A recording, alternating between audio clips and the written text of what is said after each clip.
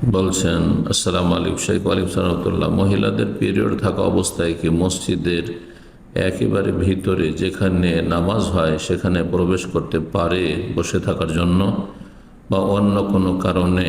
না, মসজিদে ঋতুবতী মহিলার অবস্থান করা, বসে থাকা জায়েজ নয়। হাত বাড়িয়ে কোনো কিছু মসজিদের বাইরে থেকে নিতে পারে, যেমন নবী সাল্লাল্লাহু আলাইহি ওয়াসাল্লাম মা আয়েশা রাদিয়াল্লাহু তাআলা আনহাকে বলেছেন যে ফাইন্না হাইদাতাকা লাইসাত ফি ইয়াদিক, তোমার মাসিক তোমার হাতে লেগে নেই। তোমরা হাত বাড়িয়ে মসজিদে কোনো কিছু নিতে পারেন, মসজিদের বাইরে অবস্থান করে, কিন্তু মসজিদে অবস্থান করা জায়েজ নয়। রাসূলুল্লাহ সাল্লাল্লাহু আলাইহি ওয়াসাল্লাম আরেকটি হাদিস রয়েছে সুনান আবু দাউদ অন্যান্য হাদিসের কিতাব, হাদিসটি সহিহ।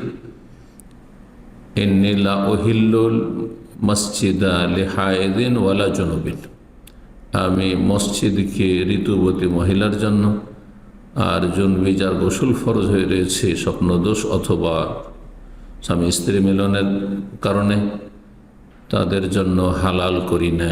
অর্থাৎ মসজিদে অবস্থান করা ঋতুবতী মহিলার অথবা যার উপর গোসল ফরজ রয়েছে তার জন্য জায়েজ নয়। যদিও দিনের কথা শোনার জন্য হোক না কেন, মসজিদের সাথে কোনো কক্ষ যদি থাকে, মসজিদের সাথে লেগে আছে কিন্তু মসজিদের সেটি অংশ নাই, অন্য রুম, সেখানে বসে দিনের কথা শুনতে পারবে। জি।